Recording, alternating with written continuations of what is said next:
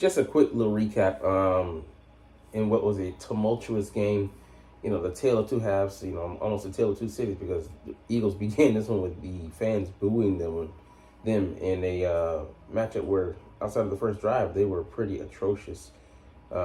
Defense had their holes. Special teams definitely had their gaffes, and it was looking, you know, ugly, looking like we were heading for a loss before a big matchup against Tampa Bay. And then lo and behold, things just changed on a dime, and they decided to, just unleash things, and our fortunes changed for the better. I was thoroughly shocked, even then, we had our chance to, win the game, and then I'm like, oh, they're kicking a field goal, and then you saw what happened. Pandemonium. Like I was just so shocked, man. I was just so giddy, so live on the live stream. But let's get into this one and see, evaluate the players and some of the coaching staff as well, and see what went right, what went wrong, and what was good, bad, ugly. Anyways, let's get into it. What's up? It's your boy Centron. Come back into another live viewing. That's another live viewing. Another Eagles video, man. And man, this one here was maybe bad for your blood pressure, but it was an exciting one, especially in the second half.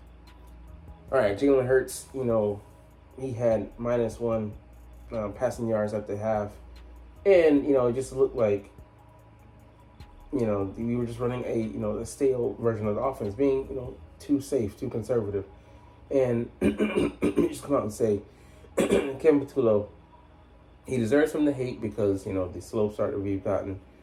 But yeah, we don't get work in the preseason, and he's another coordinator stepping in, and he has no previous experience. So we have to cut the guy some slack because he's a newbie, and I don't care how long he's been with Nick Sirianni, he hasn't called the plays. He has no experience at any level calling plays. So that's going to be a new realm he's welcoming himself into, and he needs some grace, period. And I, was pissed watching it because I'm like, we had all these months, to prepare, and then this is what we, showcase, especially in the first, trial and free trial period of the season, where we're trying to, get right and get acclimated, get the chemistry going, and get level of comfortability.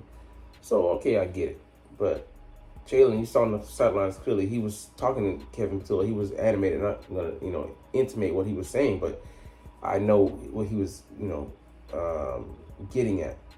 Hey man, we got to go out here and do this damn thing. I don't know what's holding us back, what's shackling us, what's we're being trepidatious about, but let's get this shit going, and that they did. He finished with 21 of 32 for 226, 3 TDs, and just take care of the football because he had a couple of times where he could have gave it up. Yeah, Jared first baptized him, and he dropped the ball and put it on the ground.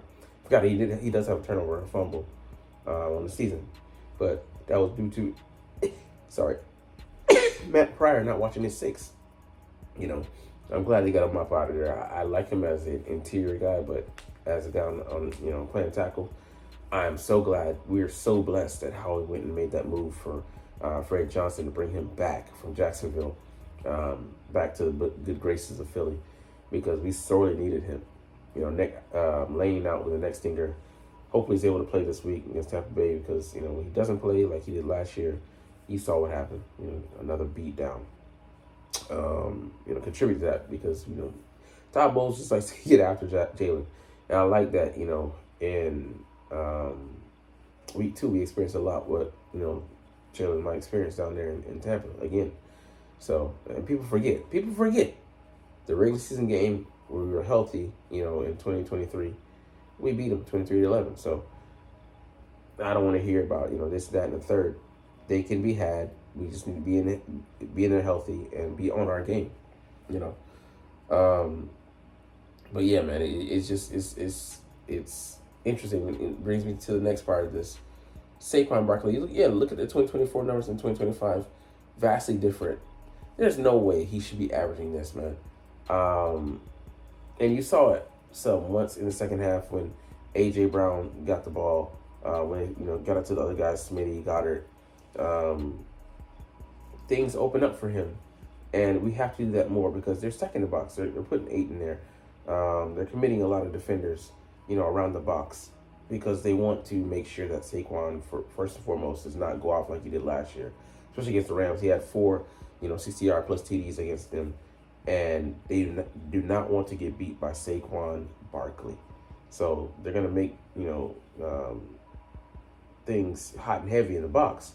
And we have to do the opposite, the antithesis of what most people do. They, pass to set up the run. We need to, most people run to set up the pass. We need to do the reverse, what I just said in the first take, but no Stephen A. Smith. Because like these amount of, trepidation he's facing at the line, he's chopping his feet. We didn't see that last year. He was, off, and you saw it in the second half where he had like I think 11 or 12-yard gain after the passing game got going. Highly effective. So this is not Saquon. He's not regressed. There's nothing wrong with him. We just need to open up more holes, and then like the running game, like run the same plays. Like I couldn't believe I didn't watch myself.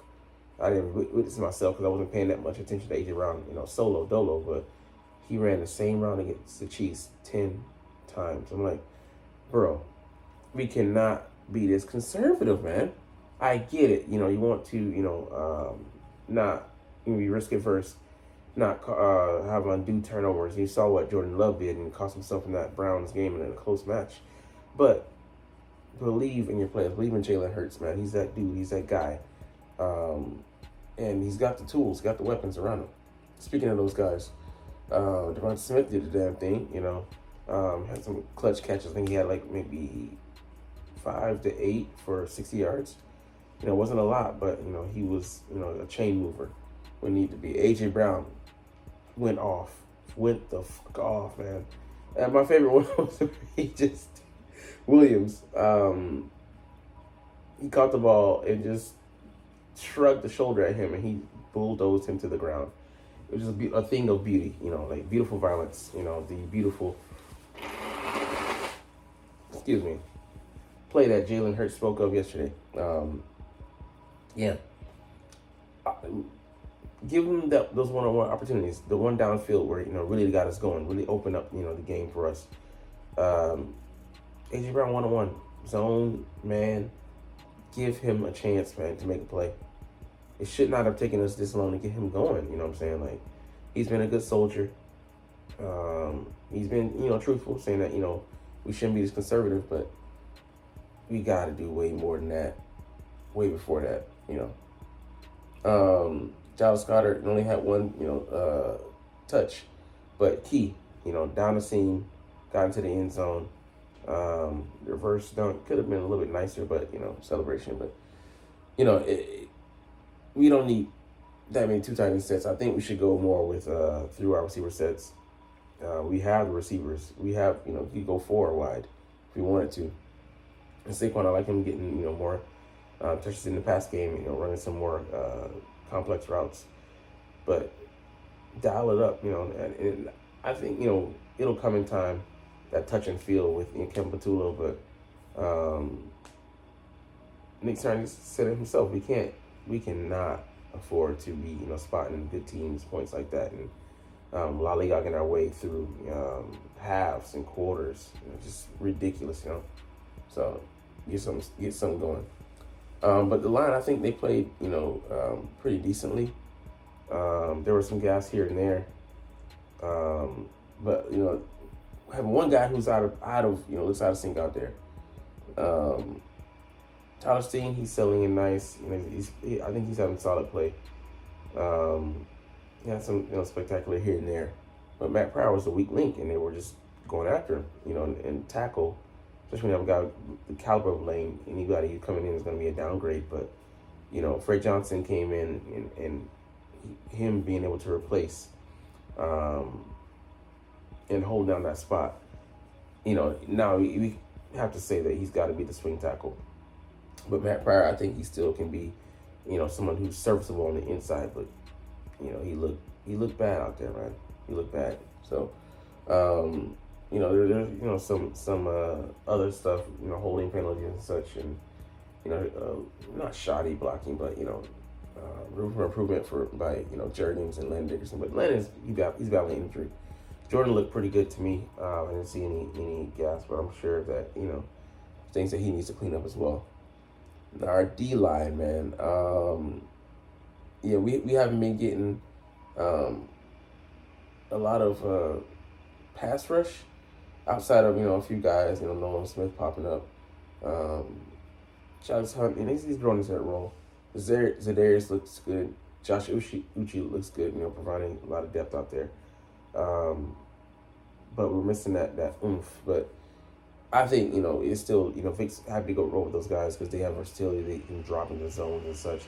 And, we can do our replacement theory when we don't blitz, but we bring, it could be an A, B, C, Michael Jackson and Jackson 5 gaps. So there's a lot that we can do there versatility wise, but not to say that Howie doesn't want to pursue someone. Who knows what he's thinking.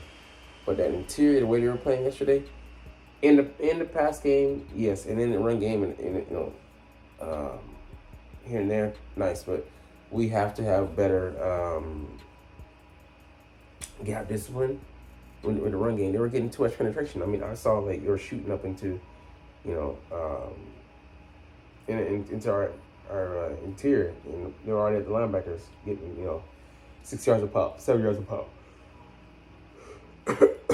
I don't know, what's going on with our gap discipline, but we need to obviously improve. And hey, this is game 3 though.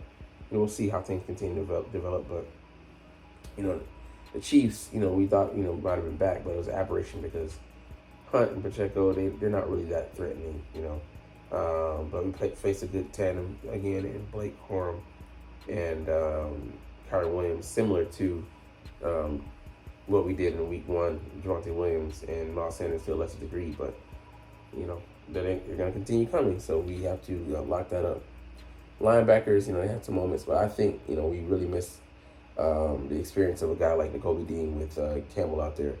Fast and flowing, sure, but, in coverage, a bit too, we'll put him against Puka Nacua. Come on now. But Zach Bond out there doing the damn thing. And, that interception to begin the game is key, man. If we don't have those points, man, we don't win that game. We don't. So shout out to him.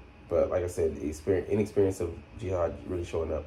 He'll continue to add, experience, and there's nothing like live play, getting that time. Otherwise, he wouldn't be, in the game. But, all right, Adoree Jackson looked bad. Before he went out, I don't know, man. Jacorian Bennett, he got attacked, but he's willing.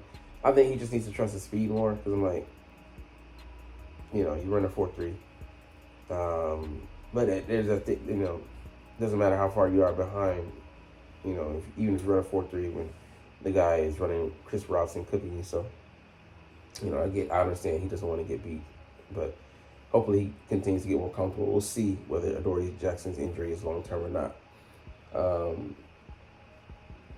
But they held Matthew Stafford under 200 passing. Good job. Makupa, maybe a play here or there, but he continues to get better. Like I said, experience is the best teacher, and those guys getting, especially young guys getting that experience. Nothing can replace that with. Quinyon, a couple snaps here and there. Cooper DeJean, a couple snaps here and there, and Reed Blankenship.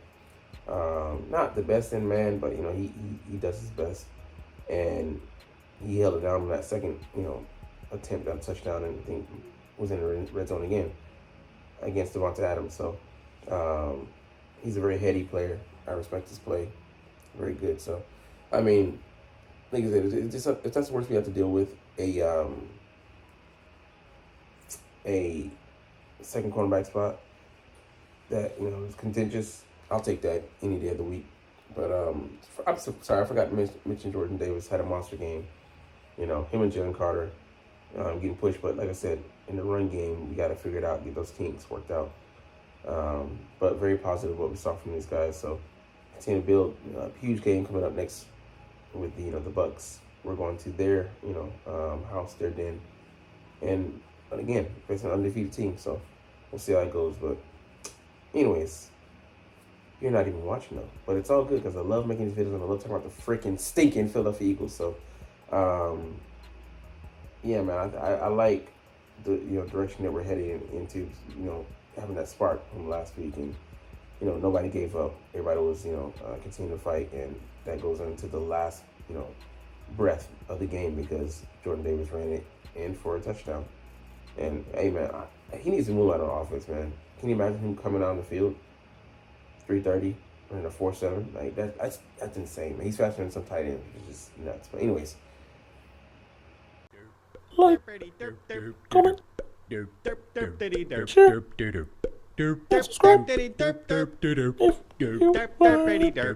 Thanks for watching.